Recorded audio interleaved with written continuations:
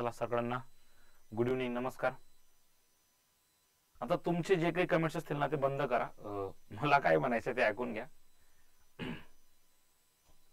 आज आपले 27 डिसेंबर, 9:30 वाजून गेलेत.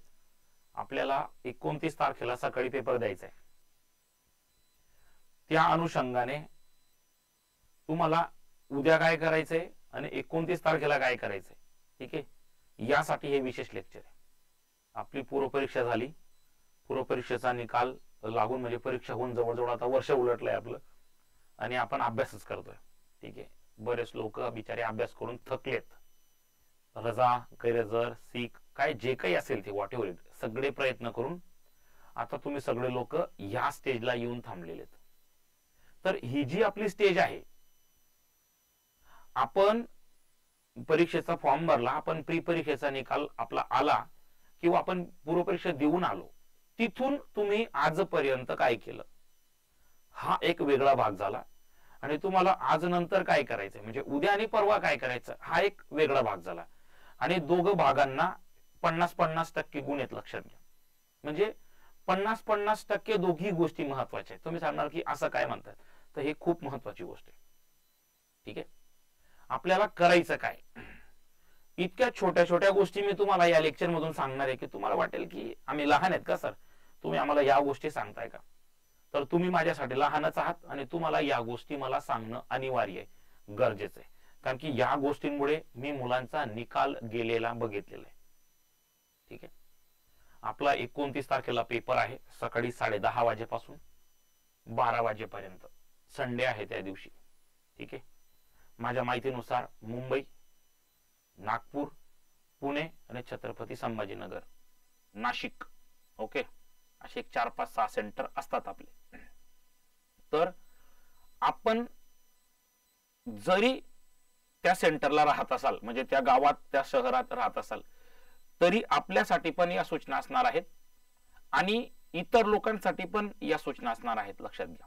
ठीक आहे, तुम्ही आतापर्यंत अभ्यास केला, पाठांतर केलं, सराव केला, रीडिंग्स केल्या, जे काही केलं असेल ते त्या सगळ्यांना सत्यात उमटवण्याची वेळ आता आलेली आहे. ठीक आहे, तर परीक्षेसंबंधी काही मार्गदर्शक सूचना नावाचं हे लेक्चर असणार आहे आपलं. तर सगळ्यात आधी एक गोष्ट समजून घ्या, सूचना इथून सुरुवात करतो की 2 मिनिटं, काय म्हटलंय भाऊने,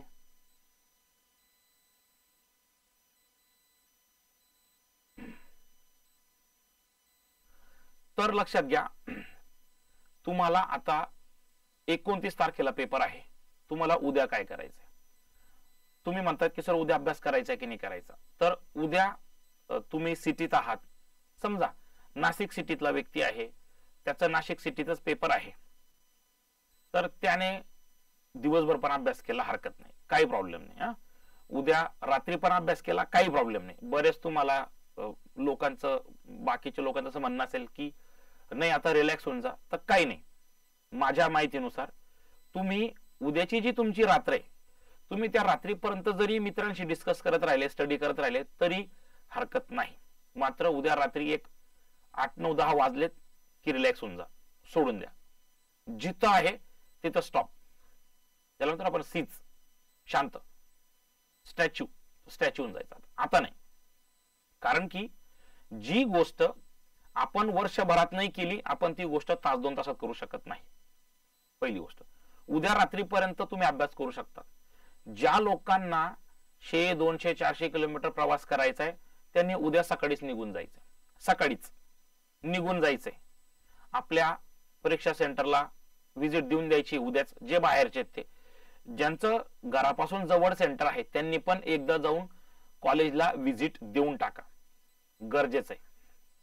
ठीक आहे, तुम्हाला आठवत असेल गेल्या वर्षीच्या प्रीला मुंबईतल्या लोकांना असं वाटलं होतं की बाबा आपलं दादरला किंवा विटीला, फोर्टला कुठेतरी नंबर आलाय, कुलाबाला, आणि मी डोंबिवलीवरून निघून जाईल, कल्याणहून निघून जाईल. काहीतरी मेगा ब्लॉक झाला होता आणि बऱ्याच लोकांना परीक्षेतून मुकावं लागलं होतं. अशी घटना घडलेली. माझे एक मित्र आहेत जे यावर्षी पण मेन्सला आहेत, तर त्यांनी छत्रपती संभाजीनगर सेंटर घेतलं होतं. ते बीड वरनं पेपर द्यायला निघाले, सर 150 किलोमीटर एक्सप्रेस आहे, तरी गाडीने धोका दिला आणि पेपरला नाही जाऊ शकले, असं पण होतं. तर अशा गोष्टी टाळा. वन डे बिफोर जा, एक मस्तपैकी रूम करा. जे लोक बाहेरून येत आहेत त्यांनी लवकर रूम बुक करून घ्या. 11th आवरला रूम भेटत नाहीत, इथून सांगतो बरं. 11th आवरला त्या सिटीत सगळी गर्दी असते, रूम भेटत नाही, तर करून घ्या. ही मेन्स आहे, याला जास्ती काही मॉब नाही, 7,500 लोक आहेत तुम्ही. पण तरी जे काही तुम्हाला तुमच्या स्कूल कॉलेज पासून एक्झाम सेंटर पासून जवळ असेल तिथं तुमचं रूम करून घ्या आधीच. वन डे बिफोर पोहोचा. तुम्ही पेपरला जाताना तुम्हाला ब्लॅक पेन लागतात, तर 2-3 ब्लॅक पेन खरेदी करून घ्या, ट्राय करून घ्या, स्वतः जवळ ठेवा. तुम्हाला जाताना सगळ्यात महत्वाचं पॅन कार्ड, आधार कार्ड याची झेरॉक्स लागते. दरवर्षी असे 5-50 नमुने तुम्हाला भेटतीलच. परीक्षेच्या हॉलच्या बाहेर तर असतं, संडे असतो, झेरॉक्स सेंटर बंद असतात, काहीच बिघडत नाही. उद्या झेरॉक्स करून घ्या ते आधार कार्ड, तुमचं ओरिजिनल आधार कार्ड, पॅन कार्ड, जो काही तुम्ही आयडी प्रूफ देणार आहे ते आयडी प्रूफ पॅन कार्डने चालत, त्याला ड्रायव्हिंग लायसन्स चालतं. ड्रायव्हिंग लायसन्स असेल, आधार कार्ड असेल ना, फोटो प्रूफ म्हणून, ऍड्रेस प्रूफ म्हणून, तर त्या सगळ्या गोष्टी उद्याच झेरॉक्स करायच्या, त्या जवळ ठेवून घ्यायच्या. उद्याच 11th आवरला काहीच घाई गर्दी करायची नाही. जे लोक 2 व्हीलरने जाणार आहेत त्यांनी 1-2 तास आधी घर सोडा. सर माझा 15 मिनिटांचा रस्ता आहे. भाऊ बहीण, तुला हातपाय पडून विनंती आहे का तू उद्याच्या दिवशी माझ्यासाठी, म्हणजे 29 तारखेला माझ्यासाठी, मी गुरु ना तर माझा मान ठेव, माझ्यासाठी 1-2 तास आधी निघ. काही फरक पडत नाही, काहीही फरक पडत नाही. बिफोर जायचं, ठीक आहे. हा, जे लोक बाहेर गावून आहेत, ज्यांना 2 व्हीलरची व्यवस्था नाही, ज्यांना काही काळ हॉटेल पासून एक्झाम सेंटर पर्यंत प्रवास रिक्षाने करायचा आहे, सुट्टे पैसे खिशात ठेवायचे. मी 2016ला माझ्या डोळ्यांनी बघितलंय, माझी एक भगिनी 35 मिनिटं लेट आली होती पेपरला. का तर हॉटेलमधून निघून याच्यावर ऑटोने एक्झाम सेंटरला आली, खिशात पैसे नव्हते, फोन पे चालत नव्हतं, फोन पे एक्सेप्ट करत नव्हता समोरचा व्यक्ती, सोडला नाही त्या माणसाने. शेवटी हा प्रकार बाजूच्या हॉटेलवाल्याने बघितला, त्याने पैसे दिले, काहीतरी पांट्यापर्यंत दिला. ठीक आहे, छत्रपती संभाजीनगरची गोष्ट आहे. असा कुठलाही प्रकार होऊ देऊ नका. 100-200-500 रुपये खिशात ठेवा. उद्या रात्री जेव्हा झोपाल तर जास्ती हेवी जेवण करू नका. बाकीच्यांना वाटत असेल की आता बर्डन आलंय खूप, तर आपल्याकडे 31 पण जवळ येतोय. तुम्ही बर्डन काढण्यासाठी तुमच्याकडे एकमेव मार्ग आहे, तो मार्ग उद्या अवलंबू नका. स्वतःला तुम्ही मेंटली फ्री करू नका. तुम्हाला असं वाटतं की नाही रिलॅक्स, 90, 90, 180, 360, असं उद्या कोणीही काहीही करू नका प्लीज. काही नाही, 29 तारखेनंतर तुम्हाला हेच करायचंय. पेपर चांगला गेला तर आनंदात, वाईट गेला तर दुःखात. धंदे तेच आहेत आपल्याला फक्त कारण पाहिजे. तर उद्या कोणी हेवी जेवण करणार नाही. ड्रिंक्स वाले कोणी ड्रिंक वगैरे करायच्या नादी लागू नका. असं जेवण करू नका की ज्याच्यामुळे तुम्हाला सकाळी त्याचे परिणाम वाईट होतील. ठीक आहे, तुमची शारीरिक प्रकृती खराब होईल, ऍसिडिटी होईल, तुमचं डोकं हँग होऊन जाईल. असं काहीही करू नका. 11th आवरला प्रवास करणार तर डोकं हँग होतं, माणसाला अनेक प्रकारचे त्रास होतात. असं काहीही वागू नका. विनंती सगळ्यांना. हा, मस्तपैकी लाईट फूड खायचं, झोपायचं निवांत. रात्री मस्तपैकी तुमचे आवडीचे छंद मी सांगितले ते सोडून म्युझिक ऐकणं, टीव्ही बघणं, एखादी कॉमेडी सिरियल बघणं, या सगळ्या गोष्टी बघा आणि झोपा.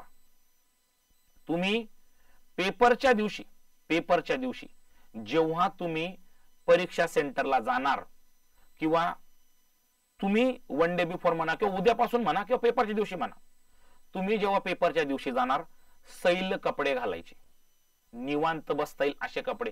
माझ्या भगिनींनो टाईट जीन्स वगैरे घालायचे नाही, भावांनो टाईट कपडे घालायचे नाही. तुम्ही ज्या कपड्यात कम्फर्ट असाल ते कपडे घालायचे. कम्फर्ट ज्याच्यात असेल त्याच्यात रिलॅक्स फील होईल असं. 1 सेकंद जीन्स आहे, आपल्याला घाम आला, आपल्याला खाजखाज होते, आपल्याला इरिटेट होत आहे, आपलं लक्ष तिकडे जात आहे. 1 सेकंद उद्याचा महत्वाचा आहे. उद्याचा म्हणजे परवाचा. हा, या सगळ्या गोष्टी बारकाईने लक्षात घ्या. जाताना तुम्ही जो पॅड घेतात ना टेकायला, तो पॅड परीक्षेत अलाउड नसतोच. तो कोणी नादच नाही करायचा पॅडचा. पॅड घेऊनच जायचा नाही. मागच्या वर्षाचा 250 पदांसाठी जो निकाल आहे त्याच्यामध्ये एक व्यक्तीचा निकाल राखून ठेवलाय, तो म्हणजे आमचा अनिल चव्हाण शिर्डीचा. 243 मार्क घेऊन पण आज घरी आहे आणि तुमच्यासोबत उद्या परवा मेन्स देणार आहे. का माहितीये? साधी घड्याळ घालून घेऊन गेला होता. केस झाली, फॉरेन्सिक लॅबला घड्याळ केली, त्या माणसाला 5 वर्षासाठी ब्लॅकलिस्ट केलं होतं. त्या माणसाने कोर्टात याचिका टाकल्या. फॉरेन्सिक लॅबने रिपोर्ट देऊन दिला की ही घड्याळ डिजिटल नाही, स्मार्ट वॉच नाही, साधी घड्याळ आहे, पण दिसताना ती मात्र स्मार्ट वॉच दिसत होती. असे कोणतेही शानपणाचे प्रयोग उद्या करू नका. साधी सिंपल घड्याळ तर लागतेच, घड्याळ घेऊनच जायची. मोबाईल, पर्स जे काही असतील ते जागच्या जागी काढून ठेवून द्यायचे, काहीच विषय करून घ्यायचा नाही. आपल्या खिशात कोणत्याही प्रकारचा कागद राहिला नसेल या गोष्टींची काळजी घ्या.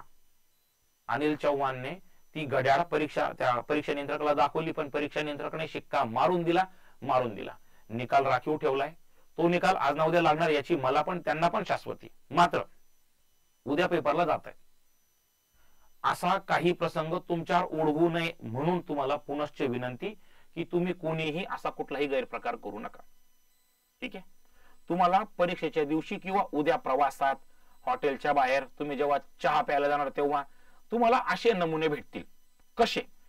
की त्यांनी तुम्हाला असा एखादा प्रश्न विचारून घेतला की तुम्हाला त्याचं उत्तर माहित नाही. घाबरून जायचं कारण नाही. ज्याचं उत्तर तुम्हाला माहित नाही याचा अर्थ तो प्रश्नच नाहीये. आणि प्रश्न विचारणारा हा क्वालिटी शिपाई असेल, क्वालिटी शिपाई. तो आज पण शिपाई आहे, तो उद्या पण शिपाई, तो परवा पण शिपाई राहणार. ठीक आहे? उद्या कोणी प्रश्नोत्तर अंताक्षरी खेळू नका, गरज नाही. जे काही करायचं होतं ते संपलंय. जेव्हा तुम्ही परीक्षेच्या दिवशी सकाळी उठल्यानंतर झोप तुमची निवांत घ्या. फोन स्विच ऑफ करायचा, आपल्या कुटुंबियांना सांगून द्यायचं मी पोहोचलोय, उद्या सकाळी पेपर आहे, उद्या सकाळी फोन करतो. लवकरात लवकर म्हणजे उद्याच्या रात्री 10 वाजता तुम्ही झोपेत पाहिजेत सगळे. दुसऱ्या दिवशी सकाळी जितकं निवांत उठता येईल 6-7 वाजेपर्यंत उठा. रिलॅक्स झोप व्हायला पाहिजे. उठल्यानंतर फ्रेश व्हा. तुम्हाला काय सकाळी म्युझिकची सवय आहे, हसी मजाकची सवय आहे, या सगळ्या गोष्टी करा. स्वतःला फ्रेश ठेवा. फ्रेश जायचं, लाईट ब्रेकफास्ट करायचा. मिसळ, वडापाव, कचोरी असं काहीच खाऊ नका ज्याच्यामुळे तुम्हाला ऍसिडिटी होईल, ज्याच्या तुम्हाला पोटामध्ये बिघाड होईल, तुम्हाला खोकला येईल, तुम्हाला त्रास होईल. असं काहीच खाऊ नका, काहीच नाही.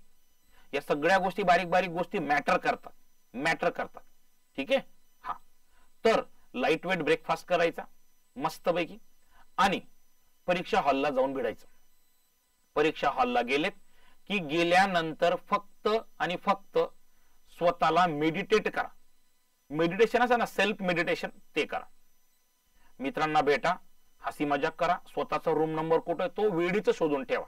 वेळीच 11th आवरला धावपळ नको. ठीक आहे? 11th आवरला कोणतीही धावपळ व्हायला नको. जाणे, रूम बघणे, निवांत होणे, मग खाली यायचं, मग गप्पा गोष्टी करायच्या. ठीक आहे? परीक्षा हॉलला घुसलेत, परीक्षा हॉलला जा. आपला बेंच बघा, तो हलतोय का, त्याला टेकायला जागा नाही का, खाली फाटलाय का, तुटलाय का, या सगळ्या गोष्टी आधीच करून घ्यायच्या. वर्गात गेले, बेंचवर बसलात. बेंचवर बसल्यानंतर आपलं स्वतःचं हॉल तिकीट आहे का हे बघा. आधार कार्ड ओरिजिनल आहे का ते बघा. झेरॉक्स आहे का ते बघा. स्वतःचे 2-3 पेन आहेत का हे बघा. या सगळ्या गोष्टी सोबत आहेत का हे बारकाईने बघायचं. आहेत का? आहेत. रिलॅक्स. तिथं कोणाशीही हाय हॅलो करू नका, काही गरज नाही हाय हॅलो करायची. मी तुम्हाला लेक्चर मध्ये बऱ्याचदा सांगितलेलं आहे, कोणीतरी भारी एकदम सूटबूट मध्ये आलेला व्यक्ती म्हणजे मुलगा, एखादी सुंदर दिसणारी मुलगी, मग ही मुलगी किती हुशार असेल, हा मुलगा किती हुशार असेल. भारी कापडे, गोरी चामडी म्हणजे हुशार नाही. या सगळ्या गोष्टी मानसिकतेवर परिणाम करतात. आणि मेन विल बी मेन, स्पष्ट सांगतो, मेन विल बी मेन. बघायचंच नाही. त्या 1.5 तासामध्ये तुम्हाला तुमच्या 2-4 पाठपिढ्या सुरक्षित करायच्या. तर तुमच्या मेन विल बी मेन वर कंट्रोल ठेवायचं. कंट्रोल उद्याच्या दिवशी. नाहीतर तुम्ही, माझी बिचारी ती आई बहीण बाजूला बसलेली आहे, ती दिसायला सुंदर असेल, तर तुम्ही जर त्या 1.5 तासामध्ये तिच्याकडे 5 वेळा बघितलं समजा, तरी तुमचे 25 सेकंद म्हणजे एक प्रश्न तुमचा चालला गेला. असं होतं, झालेलं आहे, असं होतं. आमचे काही मित्र आहेत, त्यांनी अनुभव सांगितले की अरे यार सर काय सांगू तुम्हाला, असं झालं, अरे बिंडोक आहे तू, असं झालं तर तू मूर्ख आहे, तुला कळत नाही या गोष्टी, असं होतं. असं नाहीये, लक्षात घ्या. एखादा चट्टापट्टा भांडवाळ्याला पोरगा आहे ज्याने मस्तपैकी एखादा शेतकऱ्यासारखा पट्टा मारलाय डोक्यावर, साधे कपडे, पॅरागॉन चप्पल, आणि तो व्यक्ती महाराष्ट्रात टॉप करतोय, असं होतं. या गोष्टी माणसाच्या मानसिकतेवर परिणाम करतात. सगळे 12वी पास आहेत, सगळे ग्रॅज्युएट आहेत, सगळे डिपार्टमेंटल PSI साठी बसलेत, याच्यामध्ये कोणीही IAS लेवलचा हुशार नाहीये. नाही तर बापरे हा तो गॉगल घालून बसलेला आहे, बापरे आमचा रुपेश आमले मित्र आहे आमचा, आता रुपेश आमले, समजा तुमच्या बाजूला जर रुपेश आमले आला तर तुम्ही रुपेशकडे बघून असं विचार करू नका, बापरे रुपेश आमले तर स्वतः क्लास घेतात, हे किती हुशार असेल, असं काही नाहीये. तुमच्या बाजूला उद्या उठून चंद्रा सर बसले पेपरला, बापरे चंद्रा सर साक्षात, अरे चंद्रा सर साक्षात काय, चंद्रा सर इतका हुशार राहिला असता तर UPSC क्रॅक केली त्याने, असा विचार करायचा. बी पॉझिटिव्ह, निगेटिव्ह मध्ये जायचं नाही, कुणी निगेटिव्ह मध्ये जायचं नाही. आपण सगळे समविचारी आहोत, आपण सगळे एकाच नावेचे प्रवासी आहोत, या सगळ्या मानसिकतेच्या गोष्टींवर लक्षात घ्या. पेपर सुरू व्हायच्या पहिले तुम्ही ज्या देवाला मानत असाल त्या देवाचं नाव घ्या, तुम्ही तुमच्या आईवडिलांना नमस्कार करा, तुम्ही स्वतःला रिलॅक्स करा, शांत, बिलकुल रिलॅक्स. आजूबाजूला गडबड गोंधळ असते, कोणी येतं जातं, ह्या सगळ्या गोष्टी चालतात, पण तुम्हाला उद्या तुमच्या बुद्धीला स्थिर करायची. उद्या तुमच्या डोक्यातले सगळे विचार सोडून द्यायचे. मी राज्यघटना केली नाही का, माझं हे कलम राहून गेलं का, मग 294 95 जामीन पात्र की अजामीन पात्र, सोडून द्यायचा विषय, विषय तिथं सोडून द्यायचा. आता सगळं समाप्त झालंय खेळ. आता फक्त काय की जे मला करायचंय ते. कोणाला कोणी विचारलं का रे बाबा 295 जामीन पात्र की अजामीन पात्र, नमस्कार, बस, त्याला प्रत्युत्तर द्यायचं नाही, रिलॅक्स होऊन जायचं, त्याच्या नादी लागायचं नाही.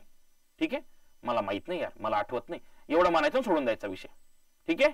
हा, जसं तुमच्या हातात उत्तर पत्रिका आली, उत्तर पत्रिका आल्यानंतर जो आपला परीक्षा नियंत्रक असतो तो काही सूचना देतो, त्याच्या सूचना बारकाईने ऐकायच्यात, अगदी बारकाईने.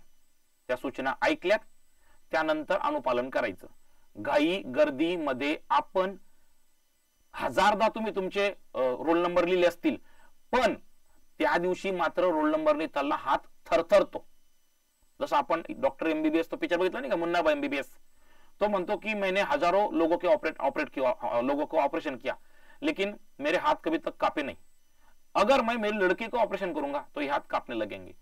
ह्युमॅनिटी, मानसिकता ही तसं झालंय.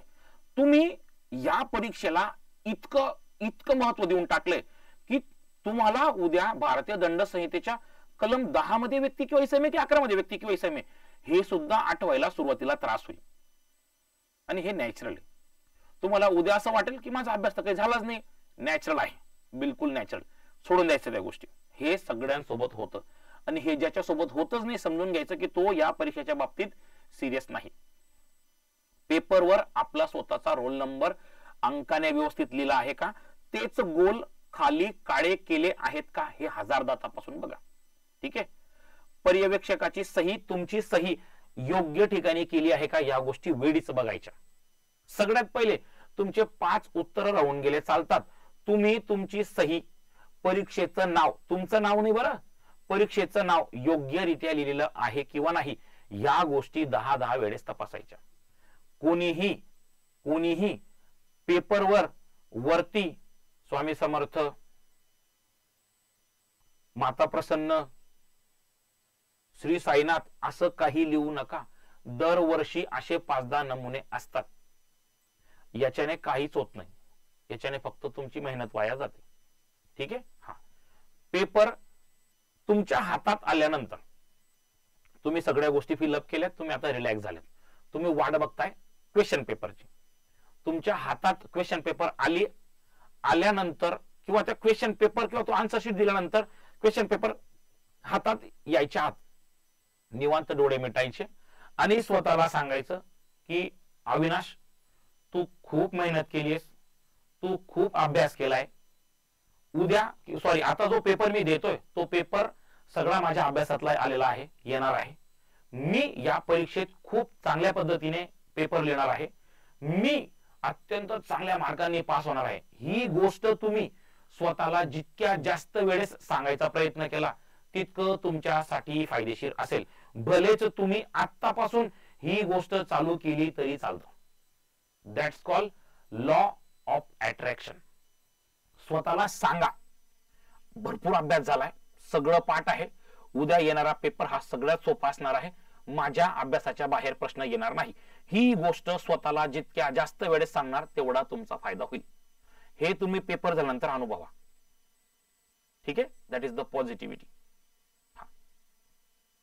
शाहरुख खान, किसी चीज को अगर तुम पूरी शिद्दत के साथ चाहो तो पूरी कायनात तुम्हें उससे मिलाने से लग जाती है. हा तोच प्रकार आहे. स्वतःला म्हणा, आजपासून बोलायला चालू करा. दुसऱ्या दिवशी पेपर आहे, सोपा पेपर आहे, मी सगळा अभ्यास केलाय, माझं सगळं पाठांतर आहे, मी खूप चांगले मार्क घेणार आहे, मी यावर्षी फौजदार होणार आहे. बोलते जाओ बोलते जाओ बोलते जाओ बोलते जाओ. कोणी तुम्हाला येडं म्हणो, खुडं म्हणो की काही म्हणो, कोणाच्या नादी लागायचं नाही. बोलते जाओ बोलते जाओ. पेपर हातात पडला की प्रश्नपत्रिका सोडवायची कशी, मी तुम्हाला याची आधी पण ही गोष्ट सांगितलेली. प्रश्नपत्रिकेवर तुमचा रोल नंबर लिहा, तुमच्या सोबत तुमची पेन्सिल असली पाहिजे, पेन पण असला तो चालतो, नो इश्यू. सर पेनवर काही खाडाखोड त्या पेपरवर काही लिहिलं का, तुम्ही त्याच्यावर काहीही लिहून टाका, त्याला काहीही वर्जन नसतं. ती तुमची प्रश्नपत्रिका आहे, तुम्ही त्याचे पैसे मोजलेत आयोगाला. ठीक आहे, तुम्हाला जे लिहायचंय ते लिहा, नो इश्यू. पेपर हातात आल्यानंतर सगळ्यात आधी तुमचा जो आवडीचा विषय आहे, युअर फेवरेट सब्जेक्ट, त्याच्यापासून सुरुवात करायची आहे. कारण की जसं आपल्याला एखादा खेळ खेळायचा आहे, आपण डायरेक्ट जाऊन खेळलो तर आपली बॉडी होऊन जाते हँग, आपण परफॉर्म नाही करू शकत. त्यासाठी आपण बॉडीला वॉर्म करतो. तसं बुद्धीचं पण असतं. तुम्ही तुमच्या बुद्धीला चालना द्या, तुम्ही तुमच्या बुद्धीला वॉर्म करा, तिला गरम करा. कसं गरम करणार, तर सोप्या प्रश्नांमधून कठीणकडे जाणं, हा झाला उद्याचा क्रम. बर का, उद्याचा क्रम. सोपे प्रश्न आधी बघायचे, तिथून टिक करायचं, चालू करायचं. तुम्ही जर प्रश्न क्रमांक 1 पासून प्रश्न क्रमांक 150 पर्यंत जायचा प्रयत्न केला तर तुमचे अयशस्वी व्हायचे चान्सेस सगळ्यात जास्त आहेत. सगळ्यात जास्त अयशस्वी व्हायचे चान्सेस. तुम्ही काय करायचं, सोप्याकडून कठीणकडे जायचं. सोपे प्रश्न सोडत असताना काय होईल माहिती का, तुमच्या आवडीचा सब्जेक्ट, तुमचा अभ्यास झालाय, प्रश्नही सोपे असतात. आयपीसी फॉर एक्झाम्पल, आयपीसीचे, तर तुम्हाला एक आत्मविश्वास येऊन जाईल. जसं आपण क्रिकेट खेळतो, एखादा चांगला बॉलर भेटला, आपण त्याला 2-4 बॉल आपण बाहेर लगावले, फटकावले, 2-4 चक्के मारले, तर आपला आत्मविश्वास हा डबलचा होतो. नंतर समोरचा कितीही 30 मार्का बॉलर आला, त्याने कितीही कठीण बॉल टाकला, पण तुमचा आत्मविश्वास फ्लिक केला की बाहेर. हा सेम तसा प्रकारे कठीण मधला कठीण प्रश्न देखील तुम्ही इझिली सोडू शकता. इझिली, अत्यंत साध्या आणि सोप्या पद्धतीने तुम्ही तो प्रश्न सोडू शकता. ही साधी मानसिकता झाली पेपरची.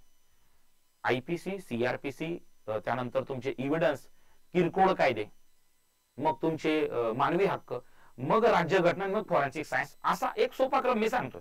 एखाद्याला राज्यघटना सोपी वाटत नाही, राज्यघटना सुरुवातीला घ्या. पण फॉरेन्सिक सायन्स असा विषय की तो प्रत्येकाला कठीण वाटतो.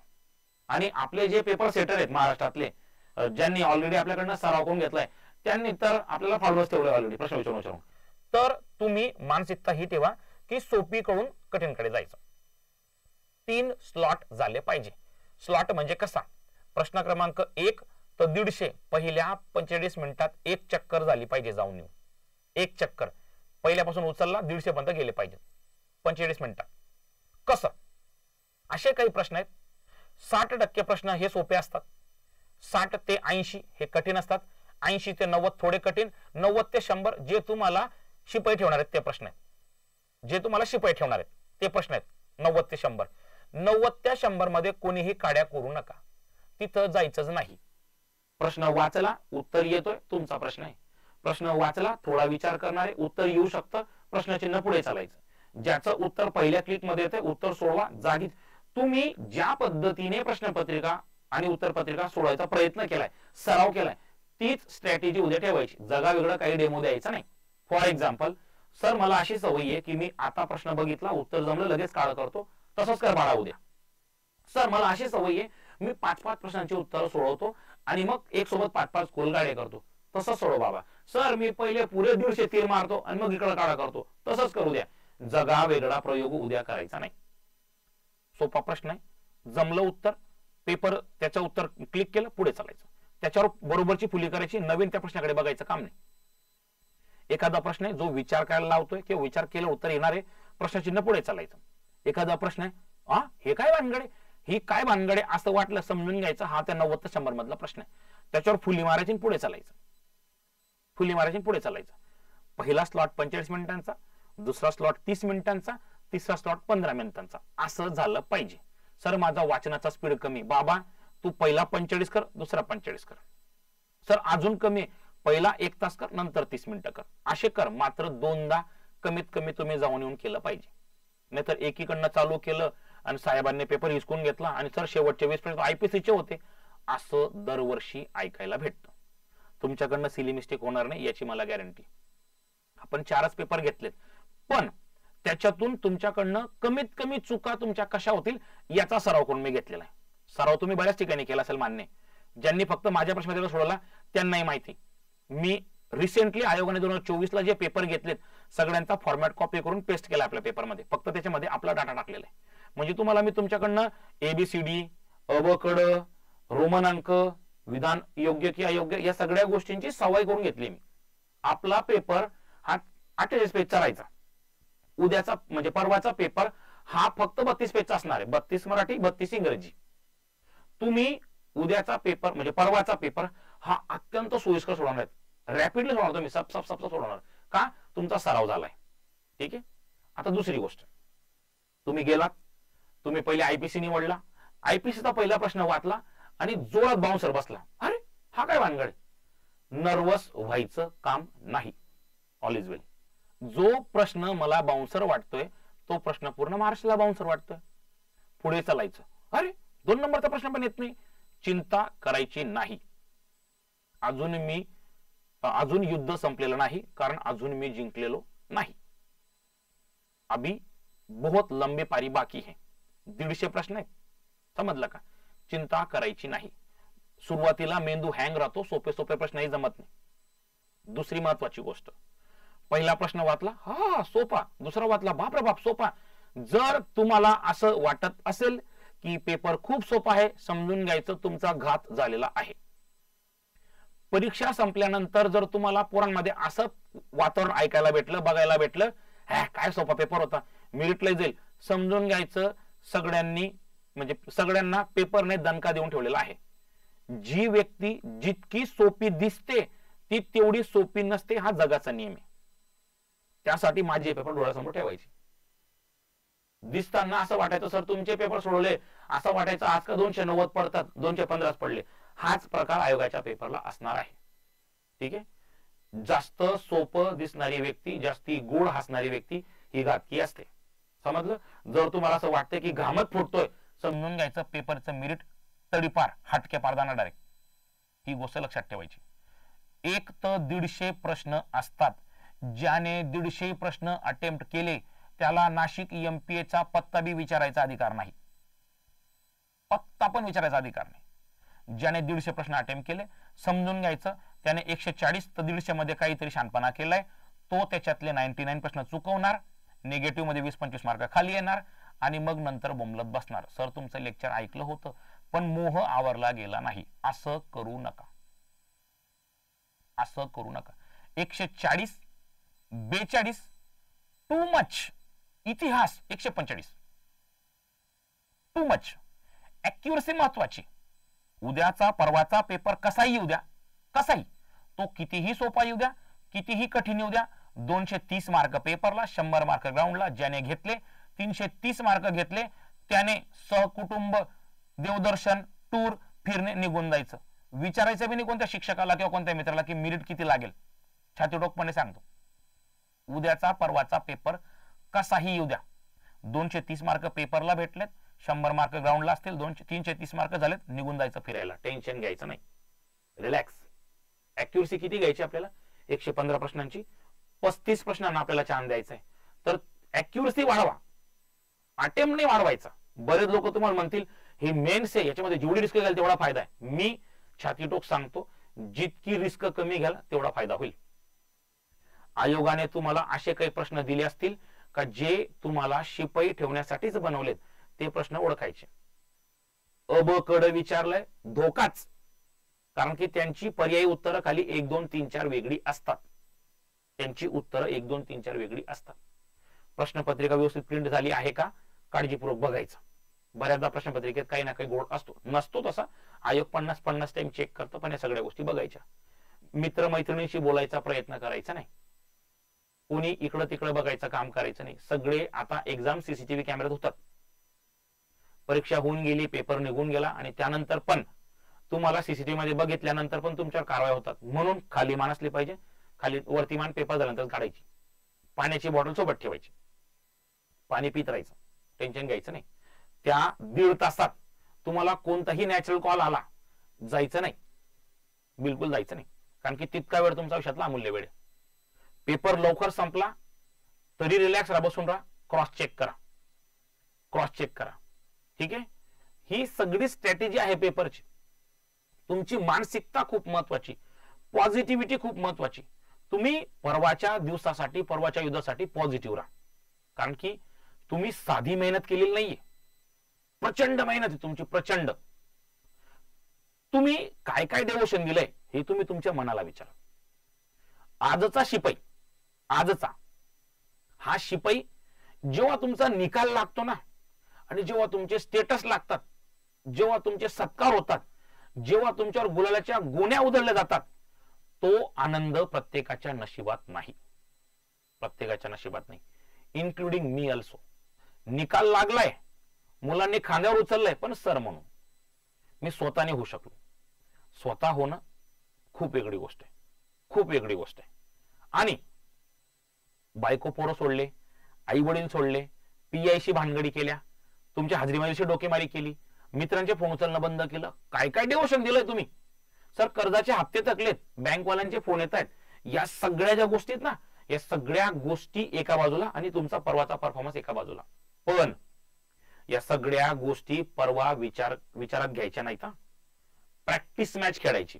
तुम्ही बघा, तुम्ही आजची टेस्ट जर बघितली असेल, जो यशस्वी जयस्वाल, जो रोहित शर्मा 400 रन करतो प्रॅक्टिस मध्ये, दिवसभर आउट होत नाही, पहिल्या दुसऱ्या बॉलला विकेट टाकतायत का? बोदरेशन, मानसिकता. ही जी परीक्षा आहे, ही जी पोस्ट आहे, ही माझ्या आयुष्यात शेवटची परीक्षा नाहीये.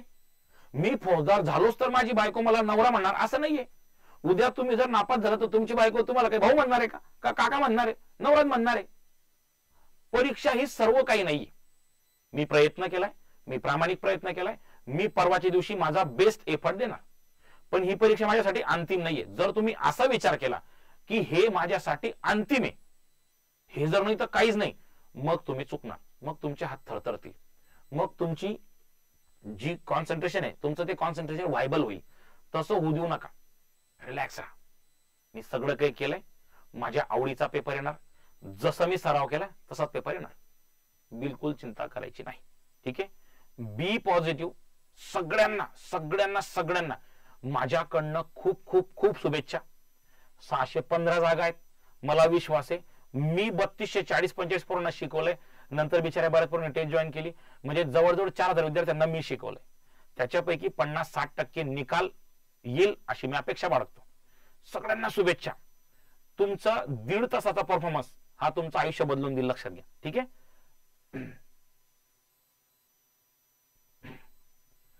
तुम्ही स्वतःला आताच लेक्चर बघितल्यानंतर स्वतःला इतकंच सांगा की माझा अभ्यास झालेला आहे, पेपर सोपा येणार आहे, मी फौजदार होणार आहे. ही गोष्ट तुम्ही स्वतःला जितक्या जास्त वेळेस सांगणार तितक्या जास्त वेळेस सांगून टाका. आता थोडा अभ्यास कमी झाला चालतो, पण ह्या गोष्टी सांगत चला. लॉ ऑफ अट्रॅक्शन, तुम्ही त्या पोस्टला खेचून आणा तुमच्याकडे. आता कशी जाते बाहेर बघूया. ठीक आहे, पेपर झाला, माझ्याकडे प्रश्नपत्रिका आली, 2 तासानंतर लगेचच विश्लेषण घेऊया, लगेचच एकमेकांना भेटूया. आपण चिंता करायची नाही. पेपर दिला, मग तुम्हाला काय 90, 180, 360 काय असेल त्याच्यावर तुमची कपॅसिटी चालू द्या, नो टेन्शन. चिंता करायची नाही. हसत खेळत पेपरला जा, हसत खेळत पेपर मधून या. कधीही कोणाला काही अडचण वाटली तर फोन करा. ठीक आहे, पेपर नंतर पण मी तुमच्या सोबतच आहे, लक्षात घ्या. ओके, माझ्याकडे असे बरेच लोक आहेत ज्यांनी मला चॅलेंज दिलंय की मी पहिला येणार, आणि मी 2024ची 23ची जे नवीन पुस्तक आहेत का, ती छापायची बाकी ठेवलीत. जे विद्यार्थी माझ्या क्लासचे पहिले येतील, दुसरे येतील, 5वे 7वे जे पण येतील, सगळ्यांचं स्वतंत्र फोटो देणार मी नाव आणि मी त्यांना माझ्या पुस्तकातून फेमस करणार महाराष्ट्रात 100%. ठीक आहे. हा, आता या ठिकाणी थांबतो. तुमचे काही प्रश्न असतील तर तेवढे मला कळवा. ओके. हा, चलो 1 मिनिट.